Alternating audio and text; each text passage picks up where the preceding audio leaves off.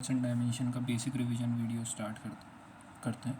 ठीक है, तो इसमें सबसे पहले कुछ वैल्यूज़ होती है इंपॉर्टेंट जो याद करनी होती है। ठीक है, जैसे mass of electron 9.1 into 10⁻³ kg, mass of proton, mass of neutron. इसको याद रखना कि मास ऑफ 1 AMU का जो मास होता है वो होता है 1.66 इंटू 10⁻27 kg, और ये ही इन तीनों का मास होता है। 1 AMU के मास को अपन ऐसे भी डिफाइन करते हैं, it is 1/12 the mass of carbon 12 atom. अब इसके बाद ये तीन वैल्यूज़ बहुत इंपॉर्टेंट है। 1 डिग्री कितने रेडियन होता है, 1 मिनट कितने रेडियन होता है, 1 सेकंड कितने रेडियन होता है। इसको मैंने लिखा नहीं था क्योंकि मैं साथ साथ में लिखने वाला था, क्योंकि याद करने का मैं तरीका सिखाना चाहता था। तो 10⁻², रेडियन, ठीक है, ऐसे लिखना है। फिर 10⁻⁴ रेडियन, और फिर 10⁻⁻6 रेडियन। ठीक है, अब 1.5, फिर इसका डबल किया 3, फिर इसमें 1.5 और ऐड किया तो 4.5। ये याद रखने का तरीका है कि पहले 10⁻², फिर 10⁻⁴, फिर 10⁻�6। ठीक है, और फिर 1.5, 3 और 4.5 ऐसे याद रख लेना तीनों को एक साथ। इसमें से ये 1 मिनट वाला नीट 2020 में पूछा था। ठीक है, तो इसमें से जितनी भी वैल्यूज़ है सारी, ये सारी बहुत इंपॉर्टेंट है, इनको एक बार अच्छे से याद कर लेना। ठीक है, तो अभी आगे बढ़ते हैं।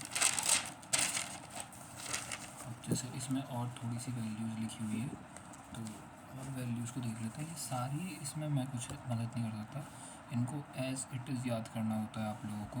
तो जैसे ये सारी लिख रखी है मैंने, इसमें एक बार देख लेते हैं चार्ज किस पे कैसा होता है। तो इलेक्ट्रॉन पे -E होता है। इसमें जो E की वैल्यू है वो है 1.6 इंटू 10⁻⁻19 कूलम।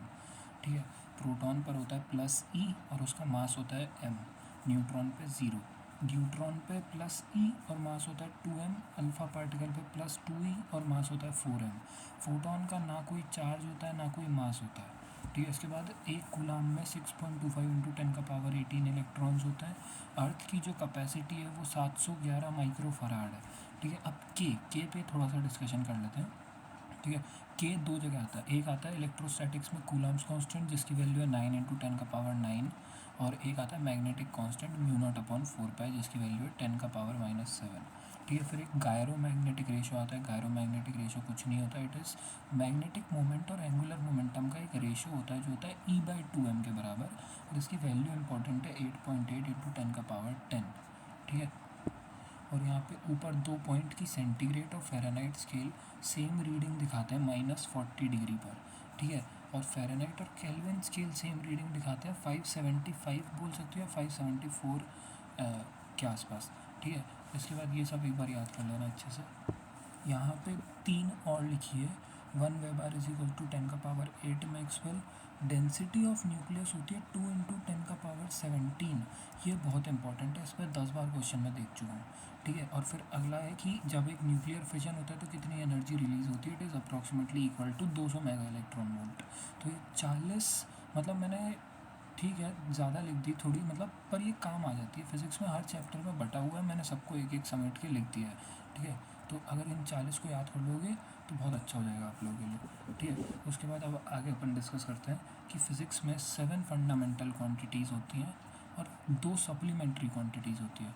अब फंडामेंटल क्वांटिटीज़ क्या होती हैं, उनको बेस यूनिट्स बोला जाता है, कि जो बाकी क्वांटिटीज़ है वो इनसे बनेगी। जैसे वेलोसिटी है, वेलोसिटी होता है मीटर पर सेकेंड, तो वो मीटर और सेकंड से मिलके बनती है, तो डिराइव्ड यूनिट है। फंडामेंटल यूनिट ये किसी से मिलके नहीं बनी है, सब इनसे मिलके बने होते हैं, है ना। ये बिल्कुल वैसे ही है कि भगवान को किसी ने नहीं बनाया लेकिन भगवान सबको बनाता है। वैसे ही फंडामेंटल क्वांटिटीज़ को किसी ने नहीं बनाया लेकिन ये सबको बनाती है। ठीक है, और फिर 2 सप्लीमेंट्री क्वांटिटीज़ भी है, एक है प्लेन एंगल, एक है सॉलिड एंगल। ठीक है, प्लेन एंगल की जो यूनिट होती है वो रेडियन होती है, और जो यूनिट होती है वो स्टेरेडियन होती है सॉलिड एंगल की। ये याद रखना, ये दोनों डायमेंशन लेस होती है। ठीक है, अब अपन थोड़ा सा चर्चा डायमेंशंस पे कर लेते हैं। उससे पहले ये देख लेते हैं, लेंथ की ऐसा यूनिट मीटर, मास की केजी, टाइम की सेकेंड, टेम्परेचर की सेंटीग्रेड नहीं है। ठीक है, बोल देते हैं कि सेंटीग्रेड नहीं, केल्विन है। करंट की एम्पेयर, ल्यूमिनस इंटेंसिटी की कैंडेला, अमाउंट ऑफ सब्सटेंस की मोल। ये ल्यूमिनस इंटेंसिटी वाला कैंडेला भूल जाते हैं, ल्यूमिनस इंटेंसिटी की ऐसा यूनिट कैंडेला। अब थोड़ा डायमेंशन के ऊपर चर्चा कर लेते हैं। तो डायमेंशंस मैं बहुत अलग तरीके से बताता हूँ जब भी किसी को बताता हूँ। कि आपको हर चीज़ की डायमेंशन याद करने की कोई ज़रूरत नहीं है। आप सिर्फ 7 चीज़ें, ये 7 चीज़ें हैं, इनकी डायमेंशन याद कर लो, आपके 99% क्वेश्चन बन जाएंगे। ठीक है, और जो इम्पोर्टेंट है वो डायरेक्टली याद कर लो तो अच्छा होता है। जैसे वेलोसिटी की याद करो LT-1, एक्सेलरेशन की याद करनी है LT-2, force MLT-2, work, energy, torque, ये तीनों की डायमेंशन एक ही होती है।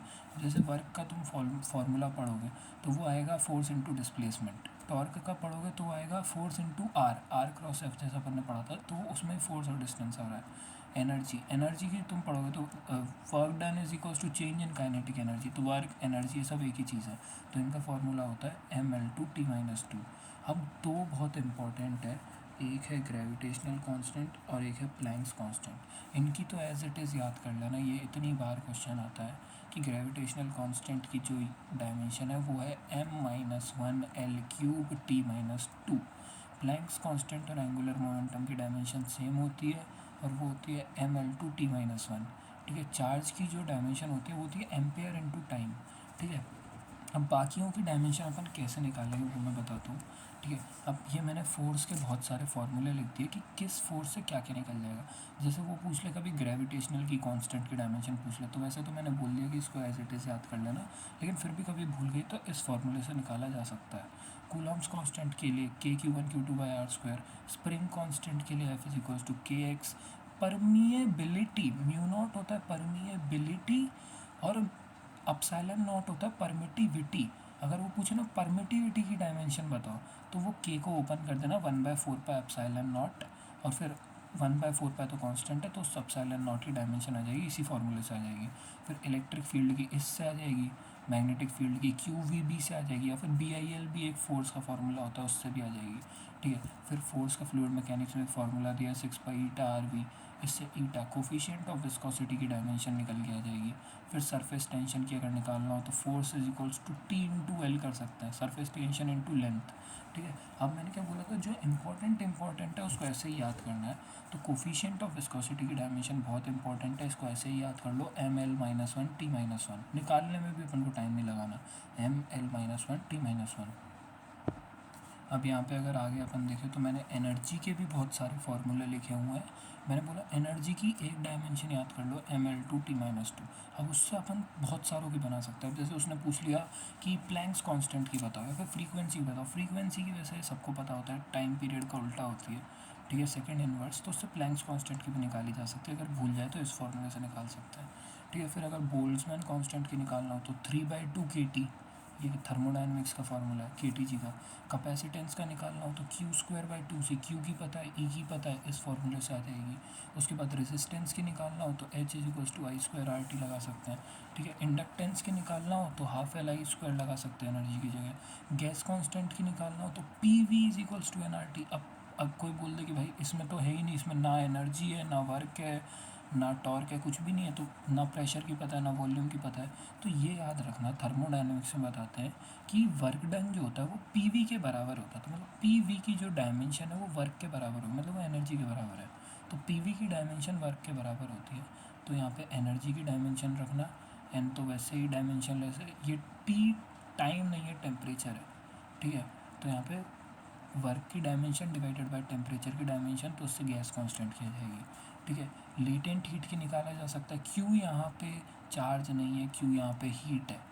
ठीक है, ये टाइम के साथ ठीक हो जाएगा कि ये इलेक्ट्रोस्टैटिक्स का फॉर्मूला है, यहाँ पे Q चार्ज होता है, ये मतलब कैलोरीमेट्री का फॉर्मूला है, तो यहाँ पे Q हीट होता है। ठीक है, MS∆T। उसके बाद ये आता है एक और कि मतलब ये हीट ट्रांसफ़र का फॉर्मूला है कि हीट डिवाइडेड बाय टाइम, इसको बोलते हैं हीट करंट, KA∆T/L। इससे कोफिशिएंट ऑफ थर्मल कंडक्टिविटी की डायमेंशंस निकल सकती है। ये heat is a form of energy, तो यहाँ पे एनर्जी की डायमेंशन रखना, यहाँ पे टाइम की रखना, यहाँ पे एरिया की मीटर², लेंथ की मीटर, और ΔT मतलब केल्विन, यहाँ पे टेम्परेचर की रखना केल्विन, तो उससे K की निकल जाएगी। ठीक है, work done is equals to charge into potential, इससे पोटेंशियल की निकाली जा सकती है। तो मैंने कहा कि अपन अगर कुछ याद रख लेना तो अपन फिर सबकी निकाल सकते हैं। अब आगे अपन देखते हैं। आगे एक बहुत इंपॉर्टेंट नोट मैंने लिखा है, बहुत इंपॉर्टेंट है कि pressure, stress, energy density, Young's modulus, और एक फार्मूला होता है B²/2μ0, इन सब की डायमेंशन सेम होती है। और क्या होती है वो तुम किसी से भी निकाल सकते हो, प्रेशर से निकाल लेना, फोर्स अपॉन एरिया से निकाल लेना, इन सब की डायमेंशन एक ही होती है, ये बहुत इंपॉर्टेंट है। ठीक है, अब थोड़ा सा मैं बताता हूँ कि ग्रेडियंट क्या होता है। अब कहीं भी लिखा हो ना ग्रेडियंट, तो उसका मतलब होता है पर यूनिट लेंथ।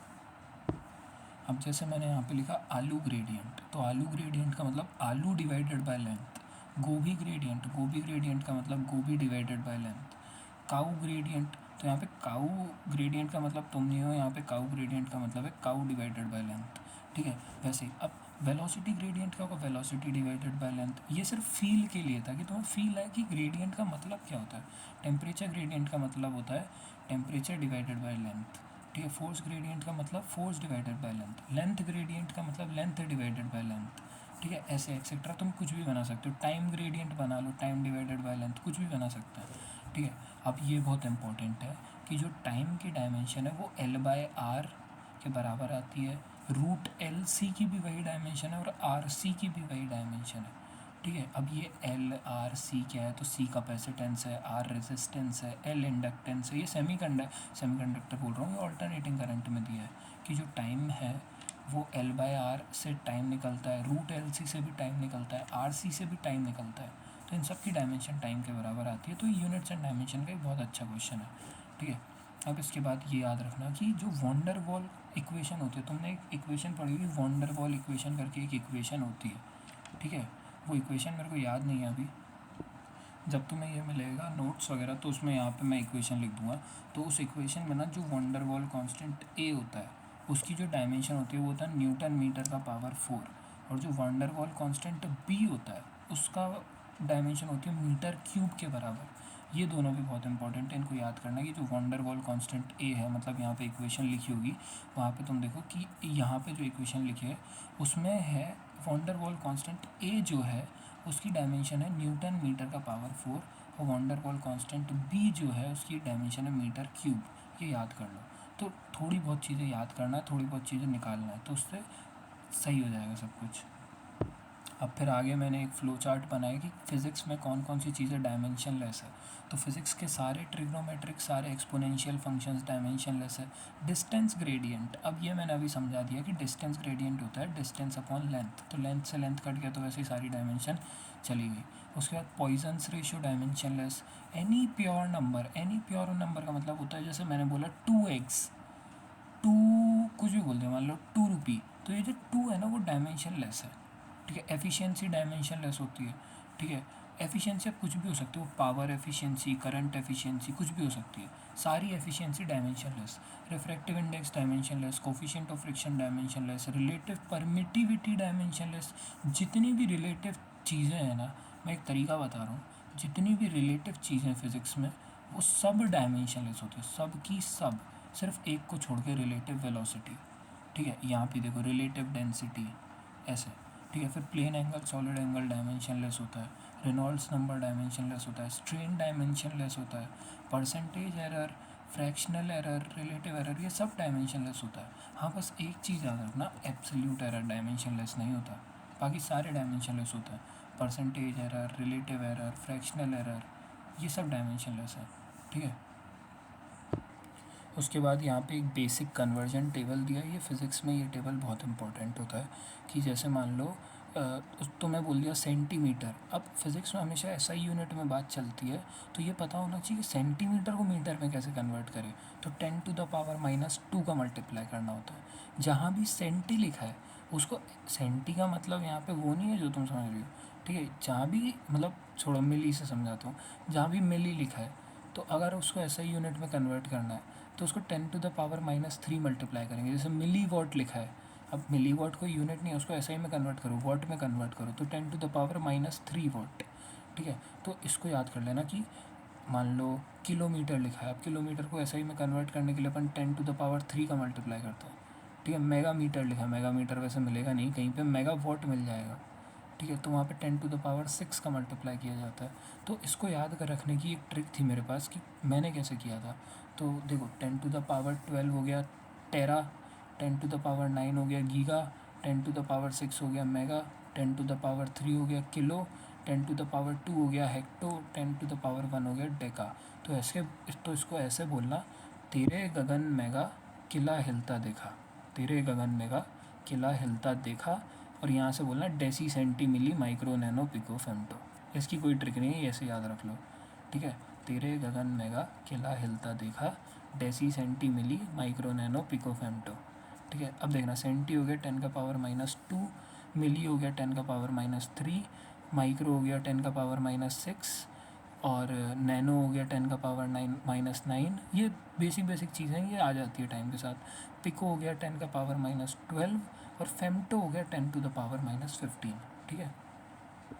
अब उसके बाद फिर एक पॉइंट आता है यहाँ पे कि conversion of one system of unit to other system of unit. तो उसमें अपन ये फॉर्मूला लगाते हैं N1U1 = N2U2, ठीक है। उसके बाद अब थोड़े से पॉइंट्स हैं यहाँ पे कि अगर फिज़िक्स में ध्यान रखना, फिज़िक्स में कोई फार्मूला है, मान लो V = U+AT, और अगर कोई पूछ ले कि क्या ये डायमेंशनली करेक्ट है क्या, तो जितने भी फिज़िक्स के फार्मूले हैं तुम तो सीधा उठा के बोल देना कि हाँ ये तो डायमेंशनली करेक्ट है, सीधा उठा के बोल देना, कुछ मत सोचना। क्या S = UT + ½ AT² dimensionally correct है? होगा। क्या F = ma डायमेंशनली करेक्ट होगा। लेकिन यहाँ पे उल्टा सच नहीं है। अगर कोई डायमेंशनली करेक्ट है ना, तो ज़रूरी नहीं है वो फिज़िकली करेक्ट हो। इसको अगर प्रूफ करना है तो मैं ऐसे बता रहा हूँ कि तुम ऐसे देखना, S = UT + AT², ये डायमेंशनली करेक्ट है, लेकिन ये फिज़िकली करेक्ट नहीं है। फिज़िकली करेक्ट तभी होगा जब यहाँ पे हाफ आएगा, ठीक है, तब ये फिज़िकली करेक्ट होगा। लेकिन जो फिज़िक्स के फॉर्मूले ना, फिज़िक्स के जैसे मान लो V² = U² + 2AS, ये फिज़िक्स का फॉर्मूला है, तो ये डायमेंशनली भी करेक्ट होगा, क्योंकि 2 की तो कोई डायमेंशन होती ही नहीं है ना। लेकिन जब डायमेंशनल फार्मूला लिखते हैं ना, तो नंबर्स नहीं लिखे जाते। तो देखो, मैं ये नहीं कह रहा कि डायमेंशनल फार्मूला करेक्ट नहीं होता। जैसे मैंने लिखा V = U+AT, अब ये डायमेंशनली भी करेक्ट है, फिज़िकली भी करेक्ट है। मैं कहने का मतलब समझना है यहाँ पे कि अगर कोई फिज़िकली करेक्ट फार्मूला है, कोई ऐसा फार्मूला है जो तुम फिज़िक्स में पढ़ती हो, तो 100% वो डायमेंशनली करेक्ट होगा। लेकिन ऐसे फार्मूले जो डायमेंशनली करेक्ट है, ज़रूरी नहीं कि वो फिज़िकली करेक्ट हो। ये बिल्कुल वैसा ही है कि all locomotion are movement but all movement are not locomotion, ये बिल्कुल वैसा ही है, ठीक है। अगली बात भी बिल्कुल वैसी है कि कोई ऐसी क्वांटिटी जिसकी यूनिट है, तो ज़रूरी नहीं है कि, मतलब समझना इस बात को थोड़ा ध्यान से, टाइम लेके समझना कि अगर कोई क्वांटिटी है और उसकी यूनिट है, मान लो, तो अपन ये 100% नहीं कह सकते कि उसकी डायमेंशन होगी ही होगी। जैसे फॉर एग्जांपल एंगल है, एंगल की यूनिट होती है रेडियन, लेकिन उसकी कोई डायमेंशन नहीं होती। यहाँ पे वही लिखिए, अ डायमेंशनलेस क्वांटिटी में है वही यूनिट। एंगल एक डायमेंशनलेस क्वांटिटी है, उसकी यूनिट होती है, but a unitless quantity will never have a dimension, ठीक है। क्योंकि ऐसा तो हो ही नहीं सकता कि किसी की डायमेंशन हो और यूनिट ना हो, क्योंकि यूनिट से ही तो डायमेंशन बनती है। अब जैसे लिखा है किलोमीटर, ये यूनिट है, इसी से अपन डायमेंशन बनाएंगे लेंथ, तो यूनिट से डायमेंशन आती है। तो अगर यूनिट है तो डायमेंशन होगी ही होगी, समझ रहे हो, ऐसा होता है। नहीं सॉरी, गलत बोल दिया, कि अगर यूनिट है तो डायमेंशन हो भी सकती है, नहीं भी हो सकती, लेकिन अगर डायमेंशन है ना, तो यूनिट होगी 100%। अब थोड़ा सा यहाँ पे देख लेना, ये बहुत इंपॉर्टेंट डायमेंशनल फार्मूले PYQs में आते रहते हैं, इसलिए मैंने कहा इनको याद ही कर लो तो अच्छा है। इसको याद करने का तरीका बना लिया मैंने। वो बोलता है कि मैंने gravitational constant, speed of light और प्लैंक्स कांस्टेंट को फंडामेंटल यूनिट मान लिया। अब मास की डायमेंशन बताओ, लेंथ की डायमेंशन बताओ, टी की डायमेंशन बताओ। तो इसको कैसे याद रखना है, देखो, सबसे पहले हर बार ऊपर h लिख दो, H, ठीक है। अब जो नीचे है, ध्यान से देखना, यहाँ पे लिखना C³, यहाँ पे लिखना C⁵ लिखना सीख लेना एक बार, ठीक है। अब क्या बच गया, अब G बच गया ना, इन दोनों फार्मूले में G बच गया, तो यहाँ पे G लिख दो, G, ठीक है। अब ये याद रखना कि जो लेंथ और टाइम में G ऊपर आया था ना, तो मास में G नीचे आएगा, ऐसे याद रखना, और यहाँ पे C ऐसा आएगा। ये इनको ऐसा का ऐसे ही याद रख लो। और अब वो इसको ना आगे बढ़ा के भी लिख सकता है। वो आगे बढ़ा के कैसे लिख सकता है, h⁻½ C⁻½ G⁻−½ तो वो तुम खुद बना सकते हो कि h⁻½ G⁻½ C⁻−3/2, ठीक है। h⁻½ G⁻½ C⁻−5/2, माइनस इसलिए क्योंकि C नीचे है ना, ऐसे। तो ये इनको ऐसे याद रख लेना है, मैंने याद करने का तरीका भी बता दिया। ये 3 ही है, इनको ऐसे का ऐसे याद रख लेना। अब उसके बाद कभी कभार कैसे क्वेश्चन आते हैं, वो एक इक्वेशन दे देता है पूरी, ठीक है, इतनी बड़ी तो नहीं देगा, ये मैंने एक ही क्वेश्चन में सब कुछ समझाने के लिए किया है कि इसी एक क्वेश्चन में सब कुछ समझ में आ जाएगा। ठीक है, कि मान लो उसने फोर्स की इतनी बड़ी इक्वेशन दे दी, तो ये याद रखना कि जहाँ भी प्लस और माइनस आता है ना, तो इतना कंफर्म हो जाता है कि जो डब्बे बने हैं, ये देखो ये डब्बे बने, ये फोर्स का एक डब्बा, एटी का ये डब्बा, ये एक डब्बा, ये डब्बा, इन सब की डायमेंशन फोर्स के बराबर होगी। ये कंफर्म हो जाता है कि इन सब की डायमेंशन आपस में बराबर होगी। ये यहाँ पे लिखा है ऑल रेड डब्बा शुड हैव सेम डायमेंशन। ठीक है, अब इसमें एक और चीज़ है कि ये जो साइन थीटा एल एन वाला टर्म होता है, ये जो एक्सपोनेंशियल होता है, ये सब डायमेंशन लेस होता है। तो अब ये डायमेंशन लेस तभी आएंगे जब इसके अंदर का सामान डायमेंशन लेस होगा। ठीक है, अगर इसके अंदर का सामान डायमेंशन लेस नहीं है तो फिर ये डायमेंशन लेस नहीं आ सकता। ठीक है, अब उसने बोला है A B C D, A D तो नहीं है, A B C alpha beta gamma tau h और एन की वैल्यू, एन की डायमेंशन बता दो, तो ये एक ही क्वेश्चन से समझ में आ जाएगा। उसके लिए पहले थोड़े से कॉन्सेप्ट बता देता हूँ। ये मैंने बता दिया कि अगर मैंने लिखा है A plus B is equals to X, तो ए की डायमेंशन, बी की डायमेंशन, एक्स की डायमेंशन तीनों सेम ही होगी। ये मल्टीप्लिकेशन और डिवीजन में नहीं है। मल्टीप्लिकेशन में ऐसा बोल सकते हो कि ए बी की डायमेंशन एक्स के बराबर है, लेकिन हो सकता है ए की डायमेंशन बी के बराबर हो सकता है ना हो, इसलिए मैंने ये सिंबल लगाया। इस सिंबल का मतलब है may be equal, may be not equal, लेकिन इन दोनों की इंडिविजुअल डायमेंशंस तो पक्का एक्स के बराबर नहीं है। ठीक है, उसके बाद ए बाई बी की डायमेंशन एक्स के बराबर है, तो तुम ऐसे कह सकते हो कि हाँ ए बाई बी की डायमेंशन एक्स के बराबर है, लेकिन उल्टा सही नहीं है। उल्टा क्या कि मतलब ए की डायमेंशन बी के बराबर हो भी सकती है इन दोनों की इंडिविजुअल, लेकिन आपस में सेम नहीं भी हो सकती। लेकिन इनकी डायमेंशन, फॉर एग्जांपल ए की डायमेंशन एक्स के बराबर है, ऐसा मैं नहीं कह सकता। ठीक है, मेरा गला दुख रहा है, एक सेकंड देना जस्ट मुझे। ठीक है, एवरीथिंग इज़ फाइन। तो अब देखते हैं, अब जैसे मैंने लिखा A minus B is equals to X, तो ए की डायमेंशन बी की डायमेंशन एक्स के बराबर होगी, माइनस और प्लस में चलता है। ठीक है, अब इस क्वेश्चन पे वापस आते हैं। इसमें देखो, सबसे पहले पहला वाला पार्ट उठाते हैं, ए की डायमेंशन निकालनी है तो ऐसा टर्म उठाओ जिसमें ए आ रहा है, तो F is equals to a t. ठीक है, तो अब ध्यान से देखना, फोर्स की डायमेंशन लिखी, ए की निकालनी है और टी की डायमेंशन लिख ली, तो इससे ए की आ जाएगी। दूसरा वाला देखो, बी की डायमेंशन डायरेक्टली नहीं निकाल सकते, उसके लिए पहले सी की पता होनी चाहिए। तो मैंने क्या बोला, जहाँ भी प्लस आता है दोनों तरफ की डायमेंशन सेम होती है, तो सी की डायमेंशन भी रूट टी के बराबर होगी। तो देखो यहाँ पे मैंने लिखा सी की डायमेंशन रूट टी के बराबर है। अब बी की निकालनी है, तो बी के लिए अपन फॉर्मूले से निकाल लेंगे, फोर्स की डायमेंशन लिखो और यहाँ पे नीचे डिनोमिनेटर में आप रूट टी मतलब एक ही बार लिया जाता है, दो बार नहीं लेंगे। ठीक है, तो ऊपर जाके मल्टीप्लाई कर दिया फोर्स में, तो ये रूट टी की डायमेंशन ऊपर जाके फोर्स की डायमेंशन से मल्टीप्लाई हो गई, तो M L T minus two multiplied by root T is equals to, किसकी निकालनी है, बी की निकालनी है, तो यहाँ पे बी रखा और यहाँ पे टी स्क्वायर था, तो टी स्क्वायर की डायमेंशन टी स्क्वायर रखा। अब फिर ये टी स्क्वायर डिवाइड करके जब तुम सॉल्व करोगे तो ये आ जाएगा। अब वो सॉल्व करना मैंने बेसिक मैथमेटिक्स में बताया था कि अगर दो पावर मल्टीप्लाई होती है तो वो ऐड हो जाती है, अगर दो पावर फिर ये डिवीजन में आएगा तो फिर ये सब्ट्रैक्ट हो जाएगी, तो ये मैंने सिखाया था वहाँ पे। ठीक है, उसके बाद अब देखो यहाँ पे, अब अपन को अल्फ़ा की डायमेंशन निकालनी, तो अल्फ़ा की डायमेंशन निकालनी, तो मैंने क्या बोला कि जो साइन वाले डब्बे होते हैं डायमेंशन लेस होते हैं, तो अगर अल्फ़ा की डायमेंशन निकालनी है तो वो तो सीधा सीधा फोर्स के बराबर आ जाएगी, तो अल्फ़ा सीधा लिख दो फोर्स।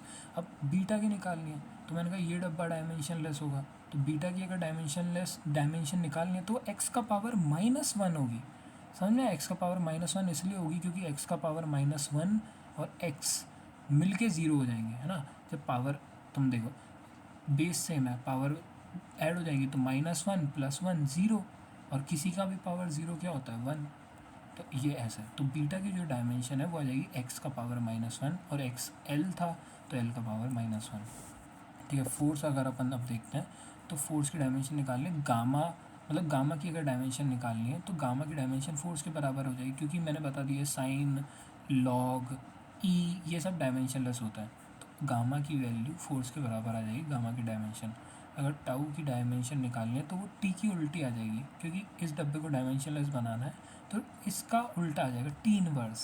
तो यहाँ पे देखो, यहाँ पे टी इनवर्स।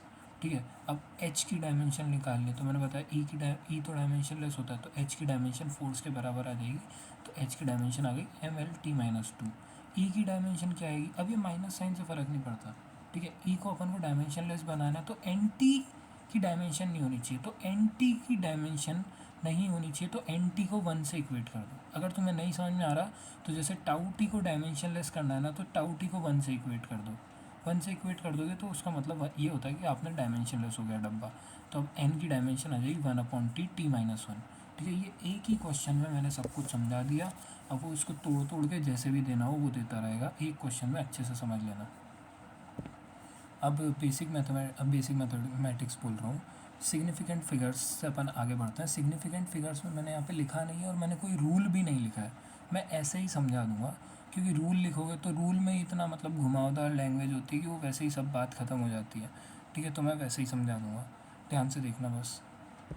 अब ध्यान से देखना कि सिग्निफिकेंट फिगर्स में सबसे पहले चेक करना कि क्या डेसिमल है क्या। अगर डेसिमल नहीं है ना तो बोल देना जितने ज़ीरो हैं सब नॉन सिग्निफिकेंट फिगर है। तो देखो पहले वाले में डेसिमल नहीं है, डेसिमल नहीं है तो इसमें सिग्निफिकेंट फिगर कितने आ जाएंगे 2। अगर डेसिमल है तो बाद वाले सिग्निफिकेंट मतलब फॉर एग्जांपल अगर डेसिमल होता है ना तो डेसिमल के बाद जितने ज़ीरो होते हैं वो सिग्निफिकेंट फिगर में आते हैं। ठीक है, तो देखो इसमें डेसिमल है, डेसिमल के बाद ज़ीरो है तो इसमें काउंट होगा सिग्निफिकेंट फिगर्स 3। ठीक है, अब ये जो 10 की पावर्स में होते हैं ये इनसिग्निफिकेंट फिगर्स होते हैं, इनको अपन कंसिडर नहीं करते, सिर्फ ये आगे वाले होते हैं।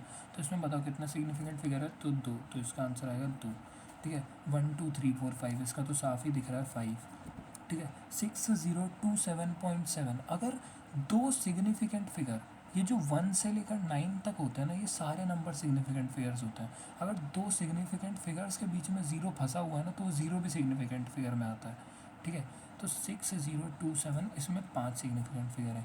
ठीक है, अब देखो ध्यान से देखना, डेसिमल है, ज़ीरो भी है। ठीक है, लेकिन इसमें सिग्निफिकेंट फिगर तब भी 2 ही होंगे, क्योंकि इसका रीज़न ये नहीं है कि ज़ीरो डेसिमल के आगे है इसलिए नहीं, मैंने कहा कि सिग्निफिकेंट नंबर के पीछे होना चाहिए तब डेसिमल के बाद वो काउंट होता है। फॉर एग्जांपल अगर इसको मैंने ऐसे भी लिखा होता ना 0.071, अब देखो डेसिमल है, डेसिमल के बाद ज़ीरो भी है।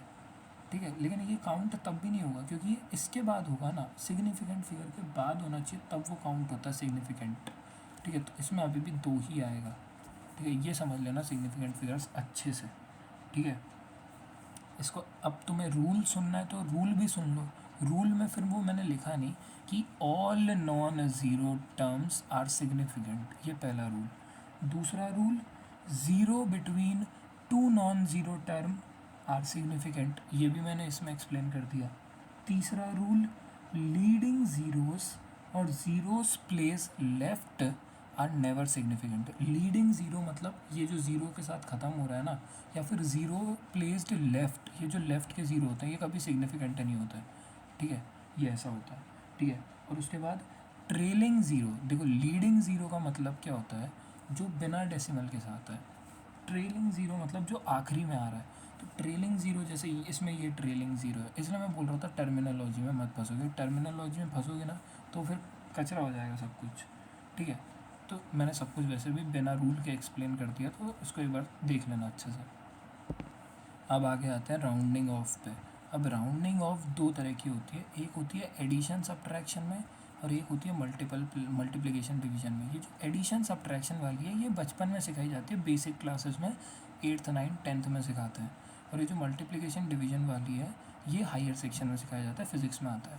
तो एडिशन सब्ट्रैक्शन में कैसे करना होता है, इसमें अपन देखते हैं कि सबसे कम डेसिमल प्लेसेस किस में। तो देखो इसमें सबसे कम डेसिमल प्लेसेस है तो आंसर में भी उतनी ही होगी अगर आप इसको ऐड कर रहे हो। देखो इन तीनों को ऐड किया तो ये आया, सबसे कम डेसिमल प्लेसेस इसमें थी तो उतनी ही डेसिमल प्लेस अपने आंसर में होनी चाहिए। ये बेसिक क्लासेस में सिखाया जाता है, लेकिन ये एडिशन सब्ट्रैक्शन में होता है। मल्टीप्लिकेशन डिवीजन में क्या होता है, अपन ये देखते हैं कि किस में सबसे कम सिग्निफिकेंट फिगर है। अब देखो दो नंबर्स को अपन ने मल्टीप्लाई किया, इसमें 3 सिग्निफिकेंट फिगर्स हैं तो अपने आंसर में 3 सिग्निफिकेंट फिगर होने चाहिए। मल्टीप्लिकेशन एंड डिवीजन में अपन डेसिमल को भाव नहीं देते, तो अब देखना इसमें भी 3 ही सिग्निफिकेंट फिगर है, जबकि तुम देखो इसमें डेसिमल के बाद 2 डिजिट है लेकिन तब भी अपने आंसर में 1 ही आएगा, क्योंकि इसमें 3 सिग्निफिकेंट फिगर है तो इसमें भी 3 ही होने चाहिए। ठीक है, समझ में आया। अब आगे राउंड ऑफ कैसे करते हैं वो थोड़ा समझ लो। राउंड ऑफ मैंने 4 ही एग्जांपल दिए, इन 4 एग्जांपल से चारों चीज़ें समझ में आ जाएगी। ठीक है, राउंड ऑफ वो कुछ भी बोल सकता है, वो बोल सकता है round off to second decimal place, first decimal place. तो जहाँ तक भी डेसिमल प्लेस तक राउंड ऑफ करना उसको ध्यान से देखना। अभी उसने बोला round off to first decimal place. ठीक है, मतलब अपन को यहाँ तक राउंड ऑफ करना है, तो अपन को सेकंड टर्म से सब कुछ हटाना है, यहाँ से सब कुछ हटाना है। तब देखो, जब जहाँ से हटाना होता है ना, वो 3 ही केसेस बन सकते हैं कि या तो वो नंबर 5 से छोटा होगा, LT5 मतलब लेस देन 5, या तो 5 के बराबर होगा इक्वल टू 5, या तो 5 से ज़्यादा होगा मोर देन 5। ठीक है, अब देखो सबसे पहले कि अगर 5 से बड़ा है तो फिर तो एक नंबर बढ़ा देना। जैसे 7 5 से बड़ा है ना, अपन को तो फर्स्ट में चाहिए, 7 5 से बड़ा है तो एक नंबर बढ़ा के लिख दो 7.5। ठीक है, अब आगे देखो, ये नीचे वाला देखो, पहले फोर्थ वाला देखो, ये जो 2 है ये 5 से छोटा है, तो फिर कोई चेंज नहीं होगा, फिर 6.6 नहीं होगा, फिर उतना ही रहेगा जितना वो पहले से था। ये राउंड ऑफ कर रहे हैं अपन 6.5। ठीक है, अब इक्वल टू 5 में 2 केसेस बनते हैं। इक्वल टू 5 में ये चेक करना पड़ता है कि जो पहले वाला नंबर है वो इवन है या ऑड है। अब अगर इवन है, ध्यान से समझना, अगर इवन है ना तो उसको अपन बिगाड़ते नहीं है, अपन ऐसा बोलते कि यार इवन है तो उसको इवन ही रहने दो। लेकिन अगर ऑड है ना तो उसको इवन कर दो। अब जैसे देखो 5 है, यहाँ भी 5 है, तो 5 के पहला वाला नंबर ऑड है तो अपन कोशिश करेंगे इसको इवन कर देते हैं, तो 99.6 हो जाएगा। और ये जो पहला वाला नंबर है 5, अब देखो इसके आगे जो नंबर है वो इवन है, तो अपन कहेंगे यार इसको मत बिगाड़ो, इसको इवन ही रहने दो, तो वो 8.4। अब ये बेसिक्स है, ये अगर नहीं पता होना तो क्वेश्चन गलत हो जाता है। ठीक है, समझ में आया ये कैसे हुआ, देख लेना एक और बार तो समझ में आ जाएगा। अब यहाँ पे आगे बात कर लेते हैं एक्यूरेसी एंड प्रिसीजन के बारे में। ठीक है, एक्यूरेसी मतलब तुम्हें एक वैल्यू दी जाएगी, कोई भी वैल्यू हो सकती है, और तुम्हें ये बताना है कि जो तुमने मेजर किया है वो उसके कितना पास है। ठीक है, वो एक्यूरेसी होती है। जैसे मैं तुम्हें बताऊँ कि मान लो ये तुमने एक गेम देखा होगा कि जिसमें शूटिंग करते हैं और यहाँ पे जो एक टारगेट होता है छोटा सा कि एकदम सेंटर में हिट करना है, ये गेम देखा होगा। तो अगर तुमने बिल्कुल यहाँ पे हिट किया, तुमने 5 शॉट मारे, तो मान लो पहला शॉट तुम्हारा यहाँ लगा, दूसरा शॉट यहाँ लगा, तीसरा शॉट यहाँ लगा। ठीक है, समझ रहे हो ऐसे, तो अपन क्या बोलेंगे कि हाँ ये एक्यूरेट है, समझ रहे हो। लेकिन अब तुमने 5 शॉट मारे, तुम्हारे पाँचों शॉट यहाँ पे लगे इस पॉइंट पे, एक ही पॉइंट पे पाँचों लग गए लेकिन वो दूर है, तो अपन बोलेंगे प्रिसाइज है। प्रिसाइज मतलब वो शॉट आपस में कितना पास है, और एक्यूरेट मतलब वो शॉट ट्रू वैल्यू के कितना पास है। कि मतलब अपन तो यहाँ मारना चाहते थे, अब वो ऊपर नीचे भी लगे तो कोई दिक्कत नहीं है, एक्यूरेट तो है। प्रिसाइज में क्या होता है, प्रिसाइज में कि वो आपस में कितना पास है, वो प्रिसाइज होता है। ठीक है, अब इसको, अब ये तो मैंने एग्जांपल से बताया, अगर ये नहीं समझ में आया तो इसको ऐसे याद रखना कि एक्यूरेसी का मतलब ट्रू वैल्यू के कितना पास है। फॉर एग्जांपल से समझो कि अगर 6.57 अपनी ट्रू वैल्यू है, तो इसके पास जो सबसे पास होगा ना वो सबसे एक्यूरेट होगा। तो तुम देखना 6.61 सबसे ज़्यादा पास है, 6.52 थोड़ा दूर हो गया है ना, 0.05 दूर हो गया, और 6.61 0.04 दूर है, तो ये ज़्यादा पास है, तो ये ज़्यादा एक्यूरेट होगा। लेकिन मोस्ट प्रिसाइज, मैंने क्या बोला, मोस्ट प्रिसाइज में अपन देखते हैं कि ज़्यादा, मतलब अब इसको ये वाला मोस्ट प्रिसाइज है। ठीक है, इसमें अच्छे से मेजर किया गया है। ये प्रिसाइज की डेफिनेशन पढ़ो, it tells us to what resolution और लिमिट द क्वांटिटीज़ मेजर्ड। मतलब जितना ज़्यादा तुमने अच्छे से मेजर किया होगा ना वो उतना ज़्यादा प्रिसाइज होगा। ठीक है, तो इसमें देखो 3 डेसिमल प्लेस तक मेजर किया तो ये ज़्यादा प्रिसाइज है। ठीक है, अब आगे बढ़ते हैं, एरर्स के ऊपर डिस्कशन करते हैं। तो एरर 2 तरह के होते हैं, एक होता है सिस्टमेटिक, एक होता है रैंडम। जो सिस्टमेटिक एरर होता है ना, ये क्या हो गया, एक सेकेंड, हाँ अब ठीक है। जो सिस्टमेटिक एरर होता है ना वो एक ही डायरेक्शन में होता है, मतलब वो अपनी वजह से होता है, मतलब उसको अपन करते हैं। और जो रैंडम एरर होता है ना वो अपने हाथ में नहीं होता। सिस्टमेटिक एरर अपने हाथ में होता है, रैंडम एरर अपने हाथ में नहीं होता। ठीक है, तो अब देखो, रैंडम एरर अपने हाथ में नहीं है तो किसी भी डायरेक्शन में हो सकता है, वो आगे भी हो सकता है, वो पीछे भी हो सकता है, फॉरवर्ड बैकवर्ड का कंसेप्ट चलता है। ठीक है, सिस्टमेटिक एरर सिर्फ एक ही डायरेक्शन में होता है। अब सिस्टमेटिक एरर मतलब जो एरर अपनी वजह से हो रहा है वो 3 तरीके से हो सकता है। या तो अपना इंस्ट्रूमेंट ख़राब है, ठीक है, या तो अपना इंस्ट्रूमेंट जो है वो अप टू डेट नहीं है। मतलब फॉर एग्जांपल तुम्हें याद होगा कि जब तक इलेक्ट्रॉन माइक्रोस्कोप नहीं आया था तब तक सिंपल माइक्रोस्कोप से काम चलता था। तो सिंपल माइक्रोस्कोप से उतना अच्छा स्टडी नहीं कर पाते थे सेल्स को। फिर इलेक्ट्रॉन माइक्रोस्कोप आया तो अलग अलग चीज़ें पता चली, है ना, नए नए सेल्स के बारे में चीज़ें पता चली। तो वो एक्सपेरिमेंटल एरर है कि अपने पास टेक्नोलॉजी नहीं है अभी, तो वो एक्सपेरिमेंटल एरर में आएगा। ठीक है, हाँ, इंस्ट्रूमेंट ही ख़राब है, मतलब मान लो इलेक्ट्रॉन माइक्रोस्कोप तो है लेकिन ख़राब ही है, तो फिर वो इंस्ट्रूमेंटल एरर है। ठीक है, पर्सनल एरर मतलब कि इंस्ट्रूमेंट भी सही है, टेक्नोलॉजी भी है, लेकिन जो चला रहा है, जो पर्सन है, वही अनाड़ी है, उसको चलाना ही नहीं आता, तो वो पर्सनल एरर है ड्यू टू इंडिविजुअल बायस। वो इंस्ट्रूमेंट को उसको सेटिंग ही करना नहीं आ रहा कि इसको कैसे सेट करें। ठीक है, तो वो इंस्ट्रूमेंटल एरर होता, मतलब वो पर्सनल एरर में आता है। ठीक है, और रैंडम एरर क्यों होता है? रैंडम एरर किसी की वजह से हो सकता है, जैसे टेम्परेचर है, टेम्परेचर अपने हाथ में नहीं है, एटमॉस्फेरिक प्रेशर है, वो अपने हाथ में नहीं है। ठीक है, तो रैंडम एरर इन ऐसी चीज़ों की वजह से होता है। सिस्टमेटिक एरर 3 की वजह से ही होते हैं, या तो इंस्ट्रूमेंट ख़राब हो, या तो टेक्नोलॉजी नहीं है, या तो इंसान अनाड़ी है। ठीक है, अब देखो एरर निकालते कैसे हैं। तो एरर निकालने के क्वेश्चंस में ना तुम्हें पहले बहुत सारी रीडिंग गिवन होगी, रीडिंग 1, रीडिंग 2, रीडिंग 3, रीडिंग 4। अगर तुम्हें सोच रही हो पेज मैंने क्यों चिपकाया, तो पहले मैंने यहाँ पे बहुत कुछ लिखा था, लेकिन फिर मैंने सोचा नहीं, मैं इसको और सिंपल कर सकता हूँ, तो मैंने पेज चिपका के और सिंपल तरीके से लिखा। ठीक है, सबसे पहले क्या करना, जितनी भी रीडिंग दी है ना उनका मीन निकाल लेना। मीन निकालना आता है ना, सारी रीडिंग को ऐड कर दो, और अगर मान लो 4 रीडिंग है तो फिर वो 4 से डिवाइड कर दो, 5 रीडिंग है तो 5 से डिवाइड कर दो, मीन निकाल लो। फिर वो जो मीन आएगा ना, उसमें से इंडिविजुअल रीडिंग को माइनस करो, तो तुम्हें इंडिविजुअल रीडिंग का एरर मिलेगा। L mean minus L1, L mean minus L2, L mean minus L3, L mean minus L4, L mean minus LN। तो उसमें तुम्हें delta L1, delta L2, delta L3, delta L4, delta LN ये सब मिल जाएगा। ठीक है, उसके बाद डेल्टा एल मीन निकाल लेना। ये जो डेल्टा एल निकला है ना, इनका भी एक और मीन निकालना है, 2 बार मीन निकालना है। और फिर जब 2 बार मीन निकल जाए तो फिर उसको इस एक्सप्रेशन में लिख देना, z is equals to l mean plus delta l mean, इस एक्सप्रेशन में लिख देना। और ये जो z है इसको बोलते हैं एब्सोल्यूट एरर।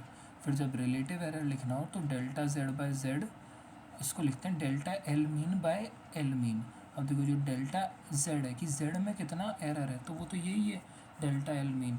ठीक है, और z कितना है, तो z एल मीन है। समझे ये चीज़? अब देखो परसेंटेज एरर में कुछ नहीं होता, 100 से मल्टीप्लाई कर दिया जाता है। अब इसको एक एग्जांपल से समझो, मैंने सॉल्व नहीं किया था कि मैं साथ में सॉल्व कर लूँगा। अब देखो 4 रीडिंग है, 90 सेकेंड, 91 सेकेंड, 95 सेकेंड और 92 सेकेंड। पहले तो क्वेश्चन पढ़ लेते हैं। A student measure time period of 100 oscillation with simple pendulum, 4 बार मेजर करता है। द डेटा सेट ये रहा कि 90 सेकेंड, 91 सेकेंड, 95 सेकेंड, 92 सेकेंड। अब वो पूछ रहा है रिपोर्टेड मीन टाइम क्या होना चाहिए, मतलब वो रीडिंग पूछ रहा है कि क्या टाइम होना चाहिए। तो देखो सबसे पहले अपन ने रीडिंग 1 लिखी, वो कितनी थी 90। रीडिंग 2 लिखी, वो कितनी थी 91। ठीक है, रीडिंग 3 लिखी, वो कितनी थी 95। और रीडिंग 4 लिखी, वो कितनी थी 92। अब सबका आर मीन निकाल लो, आर मीन जो रीडिंग है उन सबका मीन निकाल लो। तो वो कैसे आएगा, 90 plus 91 plus 95 plus 92 divided by 4, है ना। 4 रीडिंग है तो 4 से डिवाइड कर दिया। अब इसको सॉल्व करके देख लेना, वो तुम्हें आर मीन मिल जाएगा। ठीक है, आर मीन। और फिर मैंने बताया कि अगर तुम्हें अब डेल्टा R1 निकालना है तो जो आर मीन आए उसमें से 90 को माइनस कर देना, जैसे मैं करके बता देता हूँ एक बार। ठीक है, तो इसको मैंने सॉल्व किया, ये आ रहा है 368 डिवाइडेड बाय 4। अब 4 से डिवाइड करेंगे तो ये आएगा 92। तो अपना जो आर मीन आया है वो 92 आया है। ठीक है, ये समझना है कि आर मीन 92 आया है। अब डेल्टा R1 निकालते हैं तो 92 माइनस 90, ये 2 आया। ठीक है, डेल्टा R2 निकालते हैं तो ये 92 माइनस 91 आया, ये 1 आया। डेल्टा R3 निकालते हैं तो ये 92 माइनस 95 यानी ये -3 आया। डेल्टा R4 निकालते हैं तो ये 92 माइनस 92 ये 0 आया। ठीक है, तो अब ध्यान से देखना, जब अपन डेल्टा आर मीन निकालते हैं तो अपन साइन नहीं रखते, साइन से कोई मतलब नहीं होता, यहाँ पे अपन एरर निकाल रहे हैं। तो अब निकालो डेल्टा आर मीन निकालो, यहाँ मैं निकालता हूँ डेल्टा आर मीन। तो अब कुछ नहीं है, delta R1 plus delta R2 plus dot dot dot जितने भी है डेल्टा आर 4 डिवाइडेड बाय 4 कर लेना, कितना आएगा 2 + 1। अब मैंने क्या बोला, यहाँ पे अपन साइन नहीं लेते हैं, यहाँ पे माइनस भी प्लस है प्लस भी प्लस है, तो +3 डिवाइडेड बाय 4 ये आएगा 6/4। 6/4 मतलब 1.5। तो अब जब अपन को एक्सप्रेस करना है, जब अपन को टाइम लिखना है, तो टाइम अपन कैसे लिखेंगे, ध्यान से देखना। टाइम अपन लिखेंगे सबसे पहले आर मीन लिखते हैं, वो कितना आया था 92 प्लस माइनस और कितना एरर है, डेल्टा आर मीन जो होता है वो एरर होता है, कितना एरर है 1.5। तो ऐसे निकालते हैं सेकंड। कैसे सॉल्व करते हैं ये समझ में आया? ठीक है। अब यहाँ पे एक जनरल रूल समझना कि अगर ऐसे लिखा हो z = a का पावर p, b का पावर q, c का पावर r, तो जो मैक्सिमम फ्रैक्शनल एरर होता है वो अपन बस कुछ नहीं होता, पावर आगे कूदती है और delta a/a, delta b/b, delta c/c ऐसे ऐसे लिखना होता है। अब पहला ना मुझे बहुत कन्फ्यूजन होता था कि यार ये डेल्टा a/a का मतलब क्या है, तो कुछ नहीं, कोई मतलब नहीं है, इसको ऐसे याद रख लो कि पावर आगे आएगी और डेल्टा a/a लिखना है, ठीक है। q आगे आएगा और डेल्टा b/b लिखना है, r आगे आएगा। और यहाँ पे डिनोमिनेटर मैंने कहा ना, माइनस का तो चक्कर है ही नहीं, यहाँ पे तो हर चीज़ प्लस में चलती है, ठीक है। अब देखो यहाँ पे मल्टीप्लिकेशन है, ये मैंने यही लिखा है, मल्टीप्लिकेशन हुआ है, डिवीजन रिलेटिव एरर में प्लस ही आता है, तो a × b है। तो अभी मैं a क्रॉस b बोलने वाला था, वो क्या, मैं यूनिट्स एंड डायमेंशन मतलब वेक्टर्स पढ़ाने के जस्ट बाद ये रिकॉर्ड कर रहा हूँ ना, इसलिए। तो देखो a क्रॉस b है, एक देखो बोल ही दिया मैंने आखिर में, a × b है, तो वो delta a/a plus delta b/b, a divided by b है तो delta a/a plus delta b/b, वो तो प्लस ही आना है, ठीक है। ऐसे एक्सप्रेस करते हैं। अब यहाँ से थोड़े से क्वेश्चंस कर लेते हैं, ठीक है। ये क्वेश्चन से थोड़ी और क्लैरिटी आ जाएगी। देखो उसने बोला एक फिजिकल क्वांटिटी की उसने इक्वेशन दे दी और उसने बोल दिया ये PQRS सबका उसने इंडिविजुअल परसेंटेज एरर दे दिया। अब वो बोल रहा है कि A में कितना परसेंटेज एरर होगा, ठीक है, समझ में आया? तो अगर A में परसेंटेज एरर अपन को निकालना है तो वो कैसे निकालेंगे, ध्यान से देखना। तो सबसे पहले अपन इक्वेशन बनाते हैं, ठीक है। तो A की अगर अपन इक्वेशन बनाएंगे, डेल्टा a/a, मैंने क्या बोला, पावर आगे कूदती है, 3 delta p/p plus 2 delta q/q plus, अब जहाँ भी रूट होता है ना उसको हाफ लिखा जाता है, तो half delta r/r plus delta s/s, ठीक है। अब ये अपन ने फ्रैक्शनल चेंज लिखा है, समझना है, ये अपन ने फ्रैक्शनल चेंज लिखा है, लेकिन क्वेश्चन में उसने परसेंटेज बोला है। तो मैंने क्या बोला, परसेंटेज में अपन 100 का मल्टीप्लाई कर देते हैं, तो कोई बात नहीं, दोनों तरफ 100 का मल्टीप्लाई कर दो, लो कर दिया 100 का मल्टीप्लाई। अब देखो, तो ये ही अपन को निकालना है, ये अपन को निकालना है, ठीक है। नीट भी निकालना है, ये भी निकालना है, ठीक है। तो delta a/a × 100 is equals to, अब देखो 3 डेल्टा p/p × 100, ये 100 सब में मल्टीप्लाई होगा अंदर जाके, तो 3 डेल्टा p/p, डेल्टा p/p उसने कितना दे रखा है, delta p/p × 100 is percentage error in quantity p, delta q/q × 100 is percentage change in error in quantity q, delta r/r is percentage error in quantity r, delta s/s is percentage error in quantity s। तो अब देखो delta p/p उसने कितना दे रखा है, delta p/p उसने दे रखा है 0.5, हाफ। मैंने सिखाया था बेसिक मैथमेटिक्स में, कभी 0.5 मत लिखना, हमेशा हाफ लिखना, कभी 1.33 मत लिखना, हमेशा 4/3 लिखना, ठीक है। तो ऐसे करोगे तो जल्दी आ जाता है ठीक है। अब ध्यान से देखना, 2 × q का कितना दे रखा है 1 प्लस हाफ, r का कितना दे रखा है 3 प्लस s का कितना दे रखा है 1/2, है ना, मतलब 1/2 क्या बोल रहा हूँ 1.5, तो इसको लिखो 3/2। अब इसको सॉल्व कर लेना, 3/2 प्लस 2 प्लस 3/2 प्लस 3/2, मतलब 3/2 3 बार है, तो इसको लिख सकते हो 9/2, और 9/2 × 2 मतलब 2 + 9/2, इसको सॉल्व करोगी तो आएगा 4 + 9 13/2, और 13/2 को सॉल्व कर लेना, जितना भी आ रहा है मतलब 6.5 के आसपास, तो पहला ऑप्शन आ जाएगा, ठीक है, 6.5%। ऐसे निकाला जाता है। वैसे ही एक और क्वेश्चन देखो, ये दूसरा क्वेश्चन है उसी के जैसा है, कि अब z की इक्वेशन दे दी, तो लिखो delta z/z is equals to delta a/a, मतलब a तो लिखना ही नहीं है क्योंकि a तो कांस्टेंट है, तो ये गलती मैंने भी कर दी, तुम्हें भी नहीं करनी, कि जो कांस्टेंट है उसे तो पहले ही हटा दो, ठीक है। x लिखो 3 डेल्टा x/x, y लिखो half delta y by y. ठीक है, मुझे लगता है कि आज के बाद मैं कभी नहीं भूल पाऊँगा, मेरा गला एनीवेज कोई बात नहीं। ठीक है, इंटू 100 कर दो क्योंकि परसेंटेज चेंज की बात चल रही है। ठीक है, अब डेल्टा जेड बाय जेड अपन को निकालना है, कितना है, is equals to 3 delta x by x उसने कितना दे दिया, एक्स में 4% है तो 4 लिखो यहाँ पे, प्लस हाफ वाई में कितना बोल दिया, वाई में उसने दे दिया 12%, तो यहाँ पे लिखो इंटू 12। ठीक है, 12%। अब देखो ये हो जाएगा 6, सही है, ये 6 हो गया, 4 3 से 12 प्लस 6 तो ये हो जाएगा 18%, ये आ गया 18%। अब अगला क्वेश्चन देखते हैं, डायमेंशंस ऑफ 1/μ0 एप्सिलॉन नॉट। तो इसमें ना, इसमें एक कॉन्सेप्ट है कि जो स्पीड ऑफ लाइट होती है उसका फॉर्मूला होता है 1/√μ0 एप्सिलॉन नॉट। ये फार्मूला याद होना चाहिए।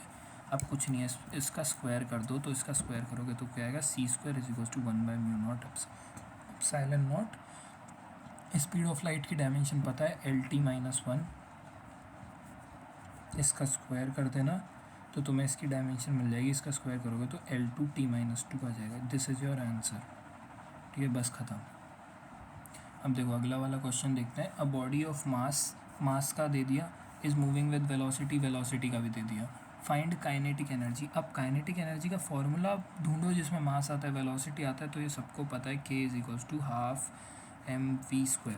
कॉन्स्टेंट को सारों को हटा दो तो डेल्टा K/K, अब मैं डायरेक्टली लिख रहा हूँ, into 100 = delta m/m into 100 plus 2 delta v/v, मतलब पावर आगे आती है और 2 डेल्टा v/v इंटू 100। अब ध्यान से देखना, उसने इस बार डेल्टा m/m इंटू 100 की वैल्यू नहीं दी, तो कोई बात नहीं, उसने डेल्टा m दे दिया, उसने m दे दिया, तो अब अपन खुद बना लेंगे। डेल्टा m बताओ कितना है, 0.5, m बताओ कितना है, 5 इंटू 100 प्लस 2, डेल्टा v बताओ कितना है, 0.4 इंटू v बताओ 20 इंटू 100। ठीक है, अब ये सॉल्व कर लेना, कितना है, ये आएगा 0.1 और ये आएगा 5, 5 2 ज़ा 10 और ये आ जाएगा 5 2 ज़ा 10 और इससे मल्टीप्लाई होगा तो ये आएगा 4। तो ये आया 0.1 इंटू 100 10 और इधर से आया 4, तो आया 14%।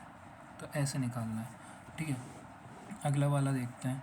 द लेंथ, एक सेकेंड यार, ये ठीक है, if the length of pendulum in pendulum clock is increased by 0.1%, then error in the time per day. तो अब इस वाले को करते हैं, तो ध्यान से देखना, टाइम का एक फार्मूला, मतलब कुछ फार्मूले पता हो तो अच्छी बात है, 2π√L/g। तो मैंने क्या बोला, कांस्टेंट को कट कर दो और फिर इक्वेशन बनाओ पहले तो अब इसमें कांस्टेंट क्या क्या है, देखो 2π तो कांस्टेंट है, सबको पता है, लेकिन जी का जिक्र नहीं हो रहा ना क्वेश्चन में, तो जी को भी कांस्टेंट ले लो। तो अपनी प्रोपोर्शनलिटी क्या बनी, T is proportional to √L। अब L के टर्म्स में अगर अपन बनाएंगे तो delta T/T into 100 is equals to half, मैंने कहा रूट हटा के हाफ आता है, डेल्टा L/L इंटू 100। ठीक है, अब उसने देखो delta L/L into 100 percentage change in length उसने सीधा दे दिया 0.1%। तो ठीक है, अपन कर देंगे, तो delta T/T into 100 is equals to 1/2 और 0.1 को लिख सकते हैं 1/10। ठीक है, तो अपन ने इतना बना लिया। अब वो पूछ रहा है error in time per day, तो मतलब वो डेल्टा टी पूछ रहा है, error in time per day, उसने परसेंटेज एरर नहीं पूछा, उसने पूछा है error in time per day, तो डेल्टा टी पूछ रहा है। तो डेल्टा टी कैसा आएगा, आप सबको उधर मल्टीप्लाई कर दो, तो delta T is equals to half into 1/10 into, देखो 100 नीचे जाएगा तो 1/100 और टाइम मल्टीप्लाई। अब टी को कैसे, अब ये याद रखना, ये भी याद रखने के लिए अच्छी चीज़ है कि एक दिन में पर डे लिखा है ना, एक दिन में 86,400 सेकेंड होता है, ये भी अच्छी चीज़ है, एक दिन में 86,400 सेकेंड होता है। तो यहाँ पे टी की जगह लिख दो 86400। ठीक है, ध्यान से देखना 86400। अब जब इसको सॉल्व करोगे तो ये 2 3 यहाँ पर डेसिमल आएगा, तो डेल्टा टी आ जाएगा 43.2 सेकेंड। ठीक है, ऐसे करना होता है।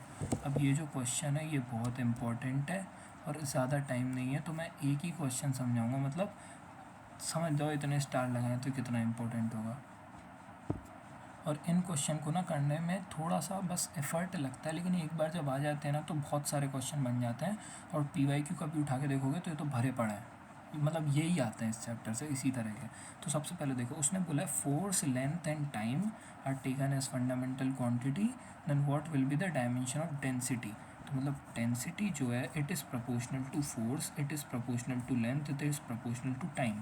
तो सबसे पहले अपन ऐसा बनाते हैं और फिर पावर लिखते हैं ABC। अब यहाँ पे कोई नंबर आएगा, जैसे मान लो फोर्स होता है तो force is equals to MLT-2, तो m का पावर 1, l का पावर 1, t का पावर -2, तो यहाँ कोई पावर्स आएगी वो डेंसिटी के बराबर होगी। अब ध्यान से देखना, अब अपन डायमेंशंस लिखते हैं। कैसे, ये स्टेप 1 है। अब एक ही क्वेश्चन समझा रहा हूँ तो ध्यान से देखना कैसे करना होता है। डेंसिटी की सबसे पहले अपन ने इक्वेशन बनाई, जितना वो बोल रहा है प्रोपोर्शनल करके लिख दिया और पावर में लिख दिया। अब डेंसिटी की डायमेंशन बताओ। डेंसिटी होता है मास अपॉन वॉल्यूम, तो मास का m और वॉल्यूम का L³ होता है, लेकिन वॉल्यूम नीचे होता है ML-3। ठीक है, ये किसके बराबर है, फोर्स की डायमेंशन बताओ। MLT-2 का पावर A, L की डायमेंशन बताओ B और T की डायमेंशन बताओ C। ठीक है, अब ध्यान से देखना, इसमें इक्वेशंस बनानी होती है। वैसे इसमें इक्वेशन ही नहीं बन रही है, सबसे आसान क्वेश्चन है, मैं भी पागल हूँ जो सबसे आसान क्वेश्चन लेकर आया हूँ। ठीक है, एक और समझाऊंगा इसके बाद। क्या यार, ठीक है, अब देखो इसमें साफ समझ में आ गया कि m कहीं नहीं है तो a मतलब A1 हो गया, ये देखते सही समझ में आ गया। ठीक है, अब l की इक्वेशन कैसे बनेगी, देखो यहाँ l का पावर a है, यहाँ l का पावर b है, तो a plus b is equals to यहाँ पे l का पावर क्या है -3।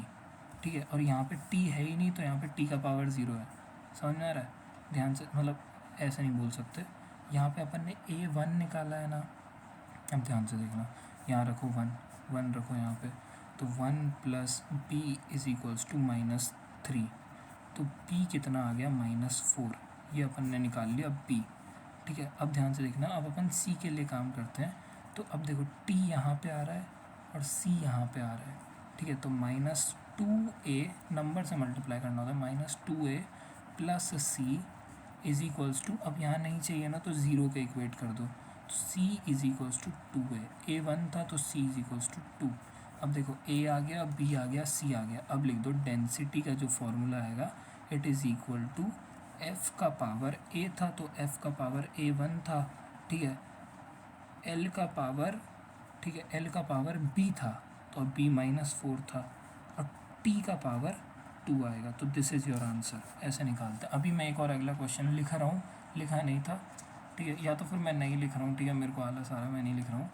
ठीक है, मेरे आई होप इतने में ही समझ में आ गया हो कि कैसे इक्वेशन बनाई जाती है। अगर नहीं समझ में आया होगा तो बता देना, अलग से बता दूंगा एक और बार।